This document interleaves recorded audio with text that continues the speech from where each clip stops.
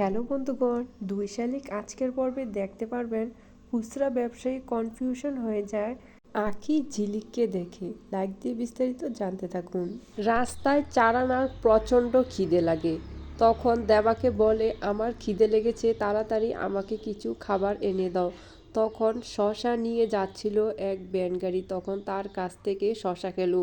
ভ্যানগাড়ি সবাইকে শশা দিয়ে যখন রাস্তার দিকে এগুচ্ছিল তখন ঝিলিক গৌরবকে বলে, আমার প্রচণ্ড খিদে লেগেছে, আমাকে তাড়াতাড়ি খাবার এনে দাও। তখন ভ্যানগাড়িকে দেখে গৌরব ভ্যানগাড়িকে ডাক দিল। ভ্যানগাড়ি ঝিলিকের দিকে অবাক হয়ে তাকিয়ে রইল। গৌরব বলে, এই বুড়া অসভ্য, তুই আমার বউর দিকে তাকিয়ে রইলি কেন?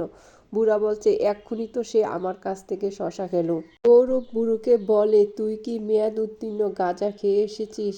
সে তো আমার সাথেই রয়েছে, তোর কাছ থেকে কখন খেলো শশা? কিন্তু লোকটা বলে, স্যার আমার কাছ থেকে খেয়েছে, এখনও ছোলাগুলো মাটিতে পড়ে রয়েছে। তখন গৌরব আঁখি লোকটার সাথে ওইখানে গেল, গিয়ে দেখে কোনো শসার খোসা নেই। তখন বলে, মিথ্যে কথা বলতি আর জায়গা পাস না, যা, তোর কাছ থেকে আমরা শসাই খাবো না। এইদিকে দেবা তারা আশ্রমে পৌঁছে গেছে, গিয়ে বলছে, আমার এখানে একজন বয়স্ক দাদু আছে, ওনার সাথে আমি দেখা করতে চাই। তখন তার ভক্ত একজন এসে বলে, উনি তো সন্ধ্যার পরে কারোর সাথে দেখা করে না, আপনারা অপেক্ষা করুন, সকাল হলে ওনার সাথে দেখা করুন। তখন বলে, আমরা অনেক দূর থেকে এসেছি, প্লিজ একবার দেখা করে চলে যাব। বলল, সবাই একবারই দেখা করতে পারে, বারবার দেখা করতে পারে না। তারানা বলে, চলো আজকে আমরা রাতটা থেকে যাই।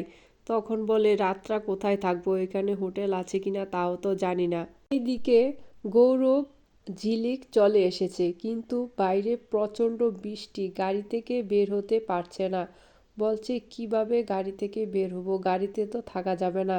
ঝিলিক বলছে, চলো আমরা কোথাও গিয়ে বসি। এইদিকে গৌরব প্রচণ্ড কাদা ভয় পায়, সে বৃষ্টির পানিতে পাও রাখতে পারছে না। তখন ঝিলিক বলে, আমার কাছে লাকিসগুলা দাও, আমি লাকিসগুলা ও পারি নিয়ে রাখি। তখন ঝিলিক একটা একটা করে ইট এনে কাদা মাটিতে বিছিয়ে গৌরবকে রাস্তা পার করে। ঝিলিক গৌরবকে বলে, জানো এটাও কিন্তু আমার সাহায্য লেগেছে। গৌরব ঝিলিকের কাছ থেকে কথা শোনাতে ঝিলিকের হাত ছেড়ে সে লাফ দিয়ে রাস্তা পাড়ি দিয়ে দেয়। এই দিকে ঝিলিকের মা আসলো সমতার ঘরে, এসে দেখে কমলা বলছে সমতার বিয়ে দেবে দেবার সঙ্গে। তখন ঝিলিকের মাকে দেখে কমলা বলছে, অনেকজনে বলেছে লঙ্ঘন পারিতে না পারিতে মেয়ের পাত্র ঠিক করবে, পাত্র তো এখনো রেডিই হয়নি, তাহলে মেয়ে বিয়ে দিবে কিভাবে? আমরা তো দেবার বিয়ে ঠিক করে ফেলেছি সমতার সঙ্গে। এইদিকে অনিমিশ্র রায় বস্তিতে আসলো, এসে সমতার বাবাকে ফোন করে বলল, আমি যে সকালে আপনার সাথে দেখা করেছিলাম, আপনি যে আমাকে নাম্বারটা দিয়েছিলেন, আমাকে একটা কাজ দিবেন, প্লিজ আমার সাথে একটু দেখা করতে পারবেন? তখন সমতার বাবা বলে, আপনি এখানে দাঁড়ান, আমি আসছি। ঝিলিক গৌরব গিয়ে উঠল একটা পুরনো ঘরে।